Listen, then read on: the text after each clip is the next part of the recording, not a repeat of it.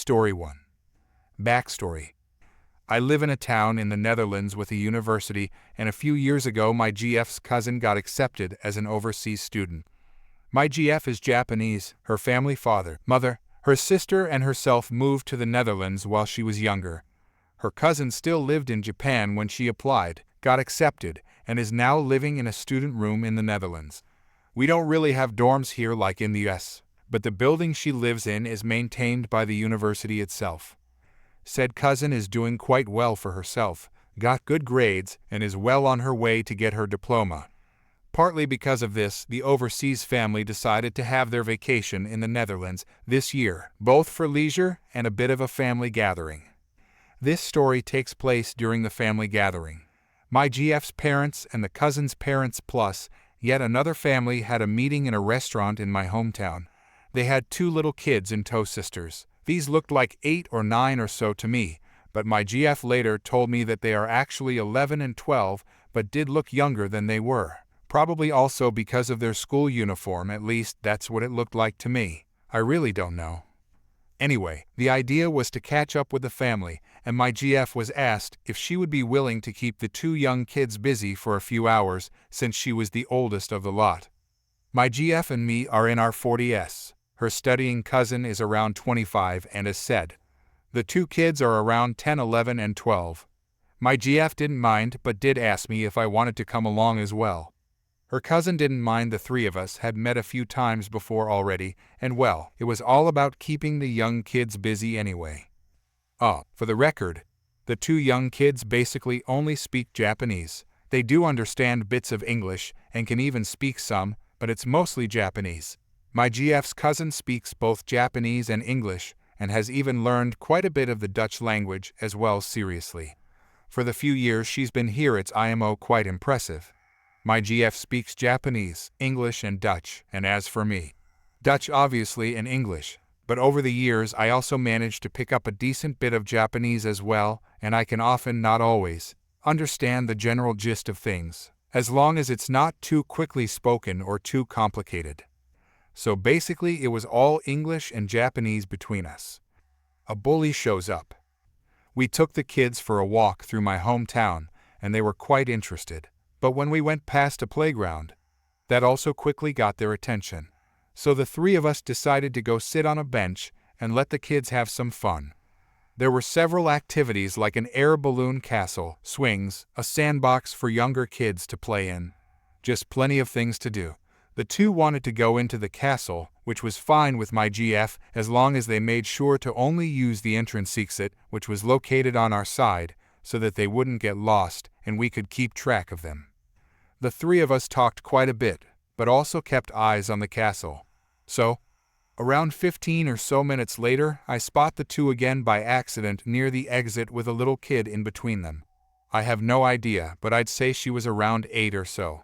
I can't really tell exactly what's going on, but I did see the kid point to the area of the sandbox, and that's where the 3 of them headed next. Before I can say anything to my GF, a young lady walks up to us and asks in Dutch if we have seen a little girl passing by. This seems way too coincidental to me, so I ask, is she wearing a pink dress by any chance? The woman's face lights up as I tell her that she seems to be with my GF's younger cousins, and I point to the sandbox. But when we look over, we now also see an older boy near the girls. I'm not good with guessing ages. Let's just say that he was bigger than them, and he's clearly harassing them. The small girl is visibly crying, but also comforted by one of the 2 younger cousins, while the other is keeping the boy away from her. We all walk over to the sandbox just when the boy manages to shove one of the cousins out of his way, and he's clearly trying to bully the young girl in the pink dress, but now stopped by the other cousin, which is when we arrive. The woman who is with us berates the boy and tells him to stop picking on young children, but the little brat clearly isn't very impressed. The incident.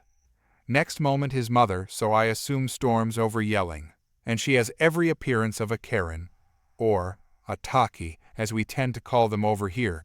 A little argument ensues, mainly between the mother of the girl in the pink dress and our Karen Taki. It goes back and forth, but it's apparent that according to his mother, the brat did nothing wrong by picking on a girl half his own size, And this fine example of a mother even has the audacity to blame the other mother for raising such a weak little C-word. Basically, dat Craig G. Irvin als G. Dom Huppel catchs opvote. And then the Karen says, kids will be kids, just let them sort out their own problems already, but she does take the boy with her as she walks away. The mother gets ready to grab her kid and leave, but in the meantime the girl has completely calmed down and is actually having a great time with the two cousins. Unknown to anyone else yet at this time, my GF decides to comply with the earlier suggestion. First, she asks the mother to reconsider leaving because the kids are having so much fun together. My GF also comments how amazing kids are because they clearly don't speak the same language, yet they seem to understand each other just fine and are having a good time. The mother agrees, and my GF now addresses both her cousins in Japanese, and it sounded very serious to me. Something about the tone, the way she talked, and also looked at both girls. Even a bit sternly, they both nodded and clearly said, "Habai," aka yes ma'am. I think I even saw a small head bow, but I'm not too sure. Our little group goes to sit on a bench nearby, and for the next 5 minutes nothing happens. We're just having some small talk. Then the bully returns. The mother of the small girl wanted to stand up, but gets stopped by my GF, who tells her that she has nothing to worry about because her kid is completely safe. Just watch, trust me on this. The mother is visibly uneasy but does remain seated. Which is when I noticed that the behavior and stance of the two cousins has completely changed. They seem much more confident and relaxed. The boy starts making a fuss while one of the cousins stands up, points to him, and yells something at him in Japanese, obviously. He, once again, tries to shove her out of his way, but this time, she's faster. She steps aside, does something with her leg, and gives him a huge shove. Next moment he's eating sand. No, literally, he gets up visibly angry while his face is covered in sand. This time he becomes violent and actually tries to hit one of the cousins with his fists. Yeah, tries. She evades one attempt, then grabs his hand, spins it around, and the next moment the boy finds his arm twisted behind his back, and he starts screaming. The other cousin now also stands up, pats the young girl on her head, makes another move, and once again the boy gets shoved to the ground, this time by both cousins. Hard. When he looks up, the other cousin actually makes a moving gesture as if she wants to kick him, but without actually moving her legs or anything. She's obviously just threatening him. My GF pokes me with a huge grin on her face and tells me, "Surely that deserves a point for self-restraint. Don't you agree?" She's visibly loving every moment of this. Apparently the boy isn't totally stupid, and he runs off, while one cousin immediately turns to the young girl again, who is clearly still having a good time, not at the least upset with the bully. "What was dat in God's name?" the mother asks. "Oh, sorry, what the hell was that?" she asks. My GF tells the mother that her cousins are taking the same self-defense classes as she and her sister once did, and that she had decided to pull ranks by telling her cousins that it was okay for them to actually defend themselves, as long as they didn't overdo it, of course. The mother wanted to know more about these classes, but unfortunately for her, my GF had to tell her that the actual school was located all the way out in a suburb of Tokyo, so not something her daughter would be able to attend. Mommy returns with a boa guard. We're chatting some more for the next 10 minutes, after which the bully's mother storms over to us with a boa in tow. Boa is Dutch for bewust aangeskikt ambtenaar, Bewijtengewoon opsprings ambtenaar, which basically means so much as being a deputy, but without the proper training nor having any weapons. Generally speaking, most of them usually handle ticketing people. He tells us that he has gotten a complaint from the woman about people beating up her kid, to which the mother of the young girl immediately snaps. Whatever happened with letting the kids sort out their own problems? Now, the funny thing is, apparently the whole spectacle didn't really go unnoticed, and before we could say or do anything, someone else had stormed over as well. "I saw the whole thing, officer," an older woman said. Her brat, pointing at the Karentaki, was harassing and beating the kid in the pink dress when those two awesome kids stepped in and protected her. Meanwhile, another man had walked over. "Officer, that brat got everything he deserved. He started it. The only thing that happened was that those girls defended themselves from him." The officer listened to everyone's statements and ended up deciding to ticket the mother of the brat. I assume for disturbing the peace, but I don't know any details because at this time we decided to leave and we went our separate ways. Aftermath.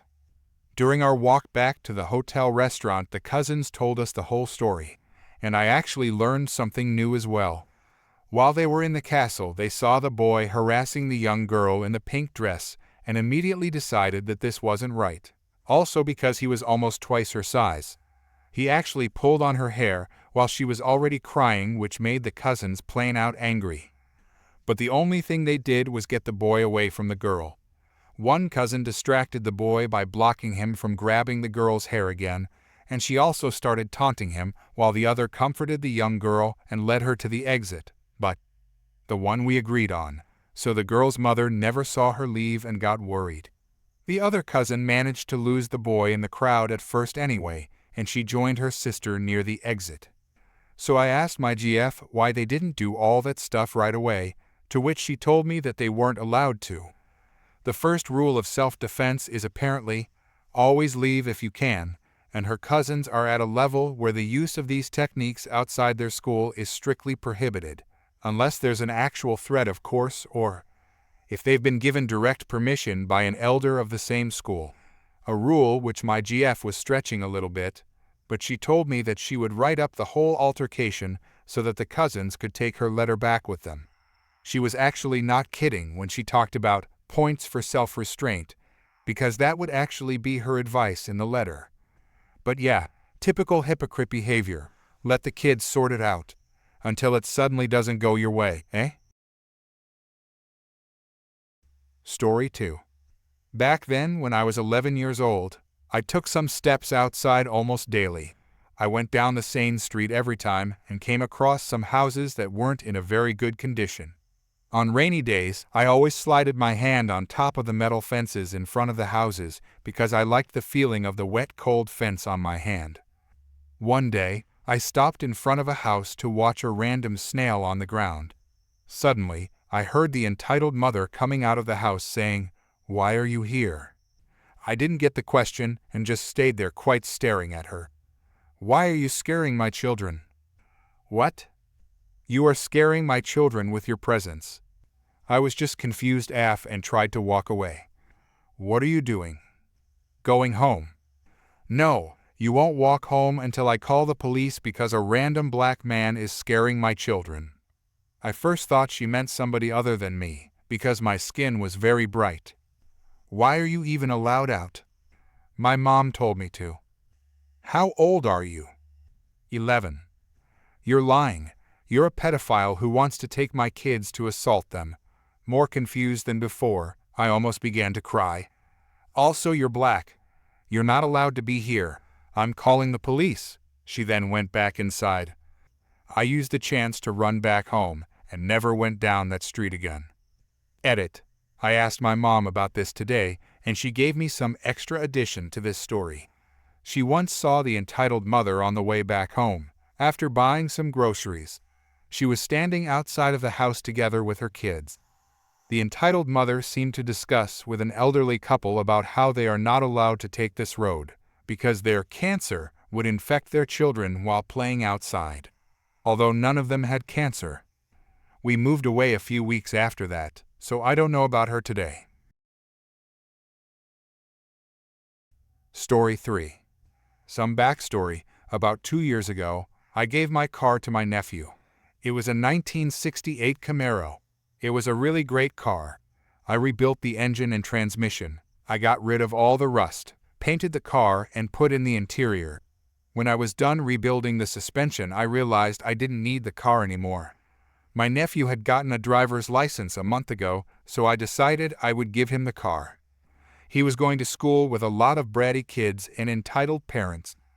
Every person who had a driver's license was driving a BMW or a Mercedes or an Audi, all brand new.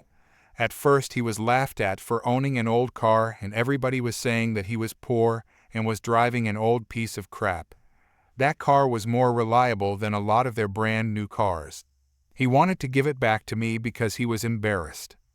I gave him a long talk and said how he was driving a piece of history and how he should be proud of driving such a car. This picked his soul up. I said how that car was gaining value and how their brand new cars were losing value. The next day he comes to me and is happy with the decision he made. He kept the car and didn't care about those brats. About a month later he comes to me and says that the car was vandalized. Apparently while he was in school some brat came up to the car and trashed it. All the windows gone, paint scratched to hell-dents, dings, holes, everything was trashed. The interior was ripped apart and they literally took a dump in the car. I was pissed when I heard that and asked if he knew who it was. He said that he did know who did it and even saw the person who was breaking the car. I asked for the name and searched it on Facebook. There he was with his brand new BMW with his address right there. I started planning and fixing the car. I made sure to make everything look the same. And one day I had a plan. I was going to go to the guy's house and strip his car from most of the parts to cover the repair cost. One night I went to his house. Me, 4 trucks and 15 other people. We get there and immediately start working. We took this thing apart so much that it was basically an empty shell. Engine and transmission taken, interior taken, glass taken, suspension taken. We stripped this thing to the bare metal. The next day the guy posted a picture of his car and how he was going to find the person who did this and how the person who did this is going to pay. A week later I gave the car back to my nephew and he goes to school in it with me, following him in my 1969 Charger. We roll into the parking lot and we see the guy who destroyed the car. His jaw dropped to the floor when he saw the car that looked like nothing ever happened to it. After school ended, I went to the parking lot and met my nephew who was waiting there. Before we roll out, I drive next to the guy and say, "I think you lost this." I throw the hood ornament at him and drive off. The guy was shocked and just stood there. I'm happy to say that my nephew still drives the car and is happy. Also, all the bullying stopped, thankfully. Story 4. I shared this story many years ago when it first happened, but I later realized some details were incorrect. At the time, I was not directly involved in everything, and the situation was still unresolved. Recently, the memory resurfaced, and I clarified the story with my mother, who was the main party involved, to ensure I had the facts straight. This happened around 2017, though my hazy recollection has been supplemented by the details she provided. Please forgive any quirks in formatting. I'm typing this on my phone. For context, I lived in a small, rustic town with only a few thousand residents. My house was a condominium, a type of home with multiple living units on a single property. We shared a driveway and a backyard with our neighbors, separated by a weak, rotted fence. The story began one day when I was home alone, around 16 or 17 years old. My mother had gone shopping with my younger sister, leaving the back door open for our elderly dog, who enjoyed lounging in the sun or stepping outside as needed. While sitting in the living room, I noticed an unfamiliar silhouette in the hallway. It was a tiny kitten so small I was shocked it could even walk. Startled, I quickly herded the kitten into another room to keep her away from our dog. She had wandered in through the open back door. Upon closer inspection, I saw she was exhausted but appeared content. However, she was missing a foot. I let her rest on the couch while I texted my mother, who rushed home after hearing about the situation. The kitten wasn't wearing a collar, and we couldn't fathom releasing her back outside. Once my mother returned, she went around the neighborhood to see if anyone claimed ownership. She eventually spoke with the neighbors in the unit next to ours. We already had some issues with these neighbors over minor disputes, like revving their motorcycle late at night or creating a rat problem in the shared walls. Still, my mother approached them politely. The woman explained that their cat had recently given birth after escaping and mating with a stray tomcat. Due to the size of the litter, some kittens hadn't developed fully, which explained the missing foot. She also admitted the kittens had escaped through their open door. When asked if they wanted the kitten back, they dismissed the idea entirely, saying they didn't care what we did with her. Since the kitten had crawled through the rotted fence into our yard, we decided to adopt her. Initially, there was hesitation because we already had a dog, but we resolved to keep her safe for the night. She slept in my room to prevent any potential interactions between her and the dog. By morning, after ensuring our dog was indifferent to her presence, we officially decided to adopt her. Our first step was to purchase the essentials: a food bowl, bed, litter box, kitten food, and some toys, which the kitten herself picked out. By coincidence, we ran into our neighbors at the store. Living in such a small town meant these encounters were common. They gave us a brief congratulatory remark about the kitten, but didn't linger. Next, we took the kitten to the local veterinary clinic for an examination. The veterinarian administered vaccines, checked her disabled leg, and provided us with official documentation for her medical records and ownership. The vet also confirmed that all the kittens from the litter had found homes in the neighborhood, making ours the last to register. Interestingly, our kitten wasn't the only one with a missing foot. Once she was officially ours, we named her and settled her into her new home. Life with the kitten was uneventful for about 2 months, until the neighbors began asking for her back. They claimed their young daughter missed the kitten and wanted her returned. My mother firmly declined, explaining that we were her legal owners, supported by the veterinary records. The neighbors threatened to involve the authorities, but no action was taken since we had followed all the necessary procedures. One day, their daughter, a small child around 6 years old, came to our door. With large, sorrowful eyes, she asked to see the kitten. Not wanting to be rude, I called my mother over to handle the situation.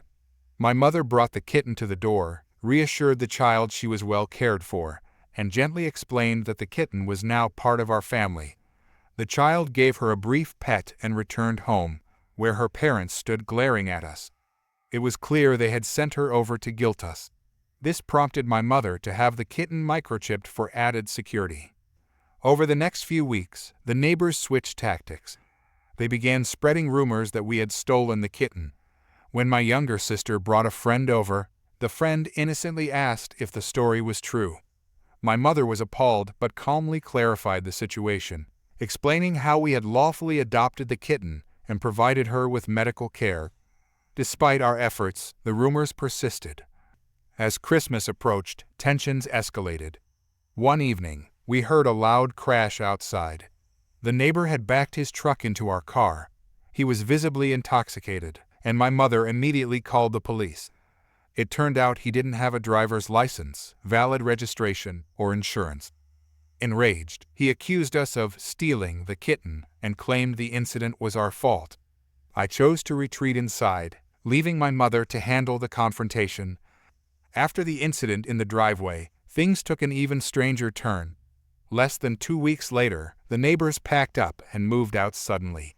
They didn't notify anyone about where they were going, nor did they leave any forwarding address. It seemed like they had disappeared entirely, leaving behind the drama they had stirred up. For almost a year, we didn't hear anything from them. Then, a family friend ran into the father working at a gas station in the neighboring town. Armed with this new information, my mother contacted his employer to obtain a way to reach him. It wasn't easy. Concerns about employee privacy made the process slow. Eventually, though, my mother was able to get the necessary details to send legal documents to the family's new address. My mother pursued legal action to recover the damages caused by the truck incident. The court sided with her, ordering the family to pay for the repairs to our car. Interestingly, the neighbors tried to countersue, claiming we had stolen their daughter's kitten. However, their case was swiftly dismissed when we presented all the adoption paperwork, veterinary records, and evidence showing they had relinquished the kitten voluntarily. This marked the end of the legal battle, and with their countersuit rejected, they stopped demanding the kitten's return. The kitten, now fully grown, has become the spoiled princess of my mother's home. She's healthy, happy, and well-loved. I often visit, showering her with cuddles and affection. Over the years, my mother has also adopted 2 more rescue cats, who now share the house with the original kitten. Unfortunately, our elderly dog passed away in 2019, but he lived a long, happy, and comfortable life. Since the lawsuit's resolution, we've had no further direct contact with the neighbors. Occasionally, one of us will run into a member of their family around town, but they usually glare and keep their distance. We no longer concern ourselves with their opinions or actions. Reflecting on everything, it's clear the kitten came into our lives for a reason. Despite the challenges and drama, she brought joy and warmth to our family. She remains a testament to resilience, proving that even the smallest creatures can find love and a safe home. Story 5. It's an old story, but I'm in the mood to share. My cousin got engaged and was going to marry his fiancée at this nice hotel, and he was paying for everything. On their wedding day, my cousin had provided us with rooms for free at that hotel that were included with the hotel's wedding package. When we saw the rooms, we decided that we should try to upgrade at our own expense so we can have a nice extra room to chill with our family members. All of our side of the family successfully upgraded our rooms, but the parents of the cousin didn't want to. I don't know why. My aunt got me and my sister a really nice big suite, and we're planning to do our makeup there with our makeup artists. Bride-to-be and her family saw our rooms and told my cousin that all of us needed to switch rooms with the bride's family, and we're like, why? There are rooms available still. They should upgrade if they want to. Cousin didn't say anything more, and then the mother of the bride and the aunt came up to 16-year-old me, telling me to get out of the room because they're going to stay there, because they deserve that room since they're the bride's family. I told my aunt about it, and she told me to stay there, so I did. Needless to say, I enjoyed my nice hotel room and some snarky remarks from the aunt and the mother of the bride happily during the reception. They asked if I selfishly enjoyed that big room to myself, and I told them that I enjoyed it very much, especially the jacuzzi with TV in the bathroom. Edit. Since some of you asked about my cousin's marriage nowadays, he's still married to the woman, they have 2 kids together, and the wife is still as demanding as ever, with asking for luxury bags and vacations for her and her mother. I think he knew what he was getting into with being asked to cover 100% of wedding expenses, honeymoon and luxury items for engagement gifts. It's tradition in my culture for the man's extended family to send gifts and valuable jewelry to the woman's family as an official proposal and engagement. She's not a bad person in general, just very materialistic. Please send prayers and thoughts for my cousin y'all. Story 6. Long story ahead for context. My mother has always been overprotective and never let me take responsibility for anything until I turned 16. Then, all of a sudden, she expected me to handle everything on my own. We've had many arguments over the years, most of which stem from my mistakes or forgetfulness, like missing my morning medication. I take 6 different pills daily, which isn't exactly enjoyable. Things got worse when I asked her to unblock my father after she became upset with him for criticizing her habit of misgendering and deadnaming me. For context, I've been out to her for 5 years and began fully socially transitioning this year. A couple of weeks ago, we had a heated argument that ended with me storming out of the house in frustration. She had come home worried because I hadn't answered her calls. She and my father had been arguing again about our upcoming trip. When I told her she needed to communicate like an adult, she got defensive, and I slammed the front door on my way out. The thing is, I wasn't going anywhere out of the ordinary. I was heading to my weekly art club meeting, which she had actually helped me start attending. However, she chased after me, grabbing my hair, arm, and coat sleeve, insisting we continue the argument at the front door. She yelled so loudly I'm sure the neighbors heard. She threatened to call the police, unenroll me from the school for autistic students that she had helped me get into after my high school experience nearly pushed me to the brink, and even mentioned sending me to a psychiatric facility. She also said she was, once again, ashamed of me because people were watching. At that point, I couldn't take it anymore. I shoved everything from my pockets into my bag, pulled off my coat, and ran. Keep in mind, it was minus 10 degrees Celsius outside since we live in a Nordic country.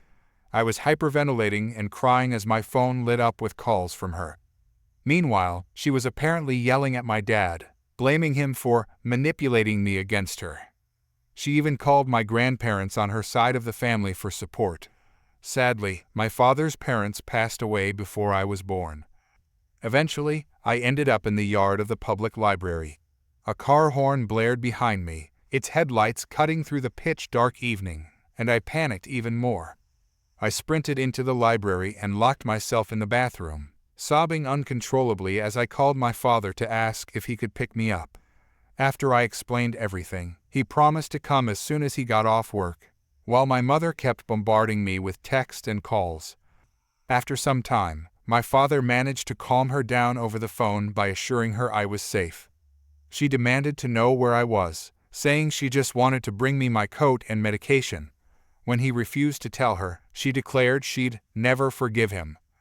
Honestly, I don't understand how any parent could expect him to reveal my location under those circumstances, especially when I was begging him to keep it a secret out of fear. When my dad finally arrived, I hid in the back seat of his car, terrified my mother might be waiting at his house. Thankfully, we made it inside safely, and he helped me calm down with some food and water. Interestingly, my psychiatrist, who I've been seeing for over a year, happened to witness me running without a coat that night. Concerned, they called my mother to ask what was going on. My mother, still distraught, confessed to everything, which led the psychiatrist to report the incident to Child Protective Services. As a result, the three of us were assigned a meeting with a Child Protective Services agent last week, followed by individual meetings this week. Mine is tomorrow, on Thursday, a day that feels like it's cursed at this point. During the meeting, I asked my mother a pointed question. What would she have done if my father had treated me the way she did? Would she have told him where I was if I had been sobbing and panicking while he was yelling at her over the phone?